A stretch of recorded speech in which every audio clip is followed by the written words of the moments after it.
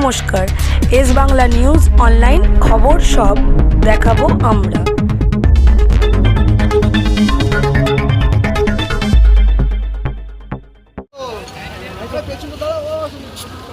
দিদি কতখানি আশাবাদী জয়ের ব্যাপারে মনোনয়ন জমা করতে?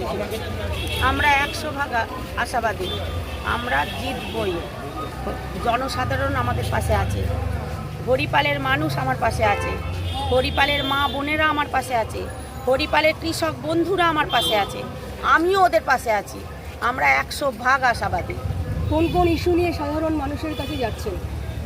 প্রথম কথা, হরিপালের খুব সমস্যা হচ্ছে জনসাধারণের, নিত্যযাত্রী যারা, তাদের পাকাপোক্ত একটা বাস স্ট্যান্ড নেই। সেখানে আমরা অবশ্যই তাদের পাশে থাকব, বাস স্ট্যান্ড করার জন্য সচেষ্ট আমি।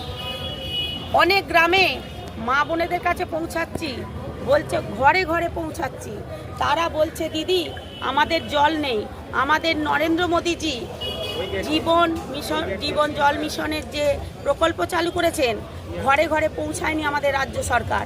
আমি তাদের কথা দিয়ে এসেছি, দিদি আমি জয়ী হই, আমি 100 দিন যে আমি সময় পাবো হাতে, আমি জলের ব্যবস্থা করব। যাদের বর্ষাকালে হাঁটু পর্যন্ত জল হয়ে যায়, বলছে দিদি আমরা বাচ্চাদের স্কুলে পৌঁছাতে পারি না, কোনো অন্তঃসত্ত্বা মহিলাকে হসপিটালে নিয়ে যেতে পারি না, খুব সমস্যা।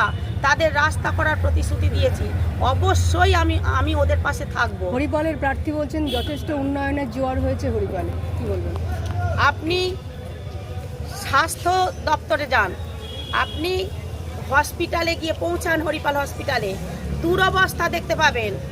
কয়েকদিন আগে ঝাঁ চকচকে হসপিটাল হয়েছে, এই মধ্যে ফাটল ধরে গেছে, বেড মাত্র 100টা, যখন কোনো পরিষেবা নেই, ডাক্তার গাঁট গুনে যদি 10টা পেশেন্ট যায়, তারা ওখানে ভর্তি করার সঙ্গে সঙ্গে প্যাড নিয়ে বসে আছে, পেন নিয়ে বসে আছে রেফার লেখার জন্য।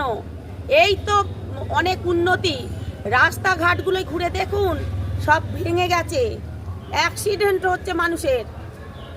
ঘরে ঘরে জল নেই, ওরা খুঁজে খুঁজে তৃণমূলদের ঘরে জল পৌঁছাচ্ছে। বহু মানুষ আছে একদম নিম্ন মধ্যবিত্ত, তাদের ঘরে জল নেই। কেন নেই? আজকে মানুষকে বাঁচতে গেলে সবার আগে সকালবেলা উঠেই মানুষের জল প্রয়োজন, তারপর হসপিটাল প্রয়োজন, মানুষ যাতায়াত করবে বাস স্ট্যান্ড প্রয়োজন, কোনোটাই পায়নি। এই তো ওদের উন্নতি।